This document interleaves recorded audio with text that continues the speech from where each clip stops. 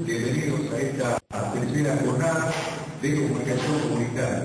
Vamos a pasar a escuchar a la profesora Liliana Elizondo.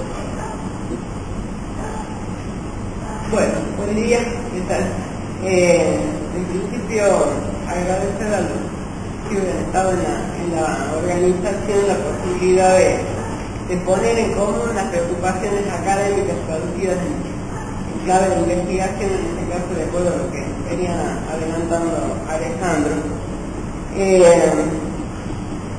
Bueno, y tal como lo adelantó el profesor Ribrejo, desde el año 2012 nos propusimos revisar los presupuestos teóricos que subyacen a nuestras prácticas y los resultados que hemos obtenido de las intervenciones. Es por eso que nuestra investigación intentará poner en cuestión un área que poco se ha investigado en el campo académico, que se refiere a la comunicación indígena. El proyecto propone indagar de los proyectos que hablaba Alejandro al final de la voz indígena.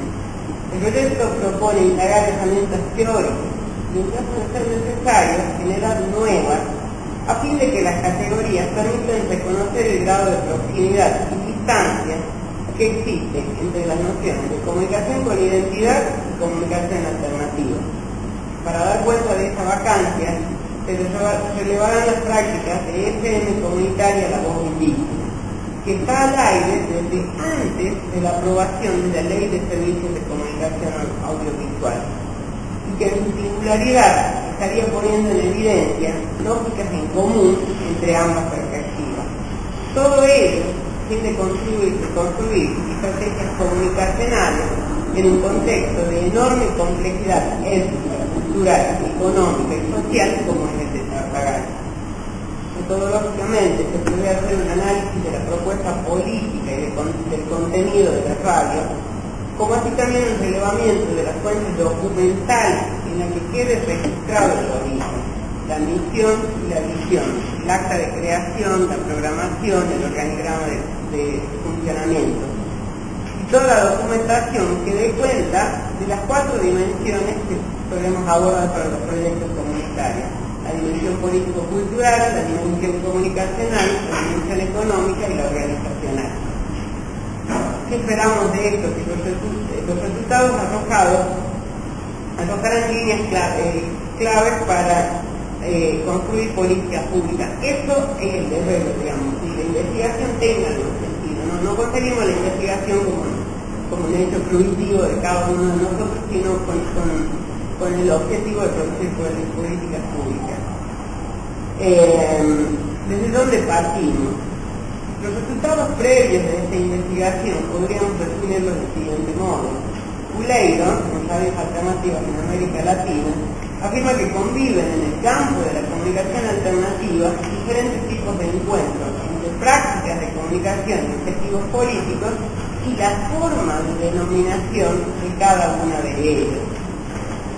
Y hace referencia al énfasis que pone cada emisora en su labor cotidiana. En esta afirmación encontramos una aproximación a lo que pretendemos indagar en el caso del siglo.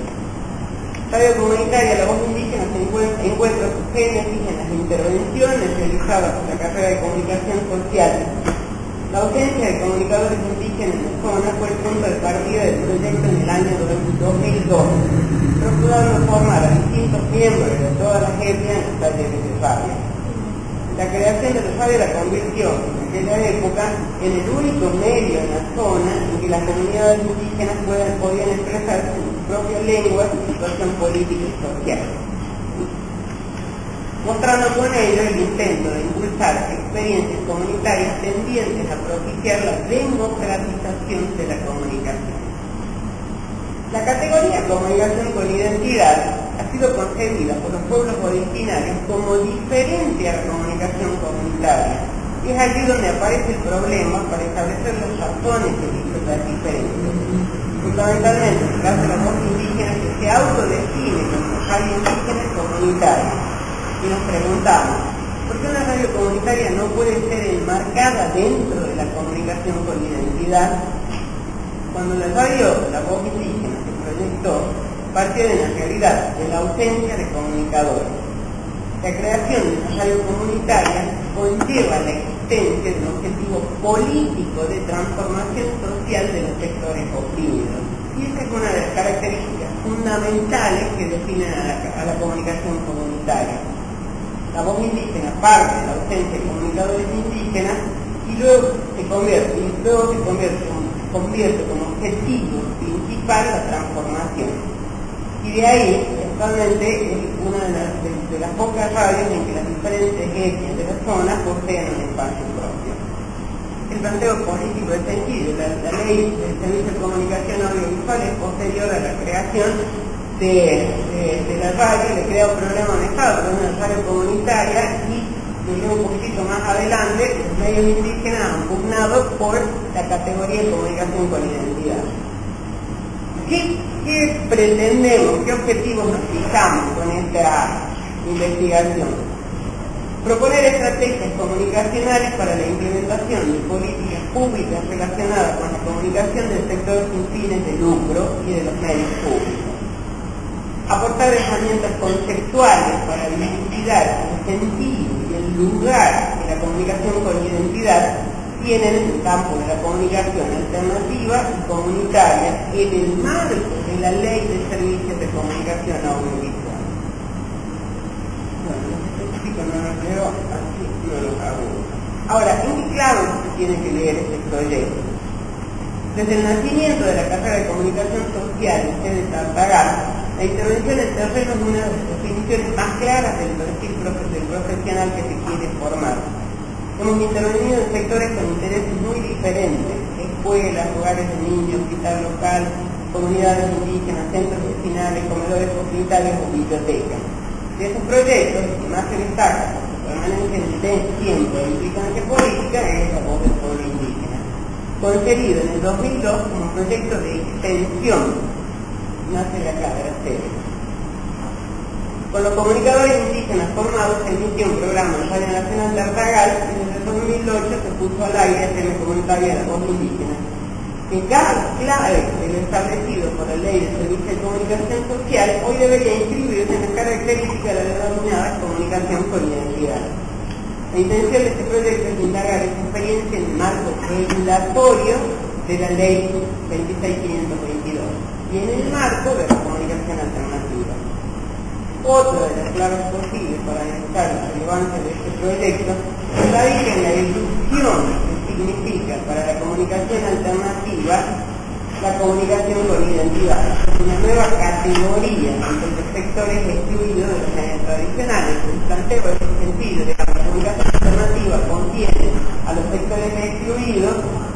Los sectores indígenas son sectores excluidos de los medios, aumenta la diferencia. Los pueblos, esto me parece interesante decirlo, los pueblos originarios que participaron activamente en el proceso de consulta previa a la sanción de la ley, con la intención de diferenciarse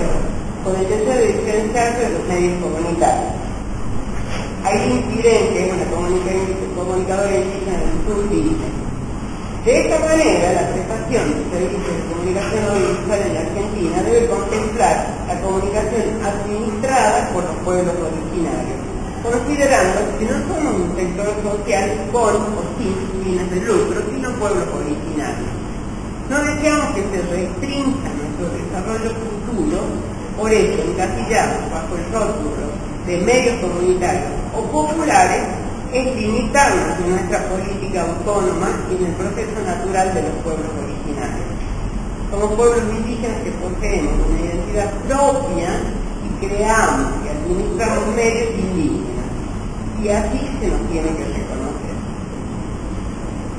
A partir de la afirmación anterior queda clara la voluntad de presentar la comunicación con identidad como una categoría diferente a la alternativa. Es por eso que con esta investigación intentamos observar las particularidades que encierran, los sentidos posibles que adquiriera esta categoría en el marco de la experiencia concreta con las comunidades y las significaciones que el imprimió el Estado al incluirla en la Ley de Servicios de Comunicación Audiovisual, diferenciándola de la comunicación comunitaria. Otro aspecto que vale la pena ser mencionado en este ítem es que en el campo de la investigación investigación y comunicación, hay una carencia importante al momento de pretender reflexionar sobre la comunicación en los pueblos originarios. Luis Ramiro Beltrán da cuenta de estos vacíos cuando al referirse a la integración histórico-cultural de los procesos comunicacionales propios de las civilizaciones que habitan el continente antes de la llegada de Colón, señala que la ausencia de los temas de comunicación en los procesos históricos latinoamericanos anteriores al surgimiento de los medios de comunicación es notable. Esta premisa puede ser constatada no solamente en la búsqueda infructífera de los siglos, sino también en el rastreo de las publicaciones latinoamericanas en español especializadas en comunicación. Sobre eso digo, posterior a la colonización tampoco, si nosotros buscamos paper o libros o ponencias sobre la comunicación de los pueblos indígenas, no hay mucho. Esto último, de los supuestos teóricos que nosotros necesitamos revisar en el marco de este proyecto. Encontrar una posición que define estrictamente la comunicación alternativa, la comunitaria, la popular es imposible. Hay tantas conceptualizaciones como autores que se refieren al tema. Lo que se puede marcar como rasgo que caracteriza esta posición respecto a la comunicación es que se opone a las formas de hacer comunicación desde la verticalidad, desde la masificación o desde una posición dominante.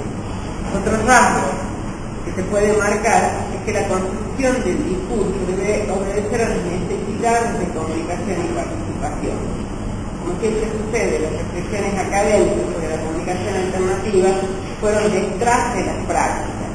En América Latina, los inicios de estas reflexiones se ubican en la década del 70 y del 80.